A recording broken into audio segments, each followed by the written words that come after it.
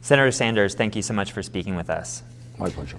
So you were here in San Diego for the UnidosUS conference. What's your message to Latinos in this campaign? My message is that we have got to stand together and stop Trump's effort to divide us up based on where we were born or the language that we speak or the color of our skin. This is the United States of America, and the function of a president is bring people together, not foster hatred and prejudice and bigotry. We heard just this morning from UnidosUS about polling results that they've done, and they found that a strong majority of Latinos, 74%, want a presidential candidate who is willing to work with both parties and compromise to get things done. Now, your Medicare For All bill has far from enough support in Congress to actually get passed.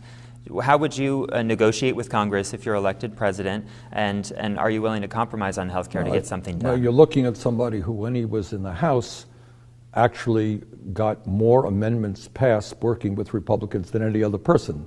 You're looking at somebody who just recently, for the first time in 45 years, passed a resolution to get the United States out of the war in Yemen, working with Republicans using the War Powers Act.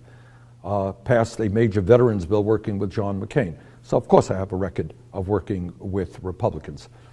But I think in terms of healthcare, you will be very surprised to find that not only Democrats and independents support a Medicare for All single-payer program, but so do many Republicans. And the reason for that is they understand that the current system in which 87 million people are uninsured or underinsured, 500,000 people go bankrupt every year because they can't pay medical bills, and 30,000 people die because they don't get to a doctor on time. This is not a system that we have got to continue. We need to do what every other major country on earth does, guarantee health care to all people as a human right, not a privilege.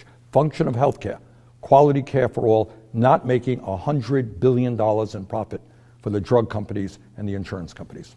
One of the hottest political issues here locally in San Diego and also in the state of California is homelessness and housing affordability. Some of your opponents in this race have put forward platforms and policy ideas about how to address that. What would you do as president? Well, you're right. It is a terrible, terrible problem. And it's not only the fact that we have some 500,000 homeless people in America today, but you have millions of people who are spending 45, 50, 60% of their limited incomes on housing.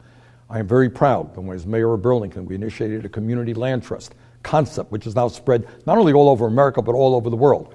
Along with Representative Barbara Lee of Oakland, we passed the National Low-Income Housing Trust Fund, first major piece of legislation passed to provide low-income rental units. We have a major crisis. And as President of the United States, I will work with communities all over this country and invest the billions of dollars that we need to build the millions of units that this country absolutely requires. We should not be having people sleep out on the street. We should not be having people spend 50% of their limited incomes on housing. We need to build housing. We need to combat gentrification, which is destroying working class communities. We need to make sure that we have a policy that works for all people, not just real estate developers. What's the most important lesson that you learned from your 2016 campaign, and what's different this time around? I'll tell you what the most important lesson is that when you speak truth to the American people, coming forward with ideas that at the time seemed very unpopular, it is amazing how quickly you change the conversation.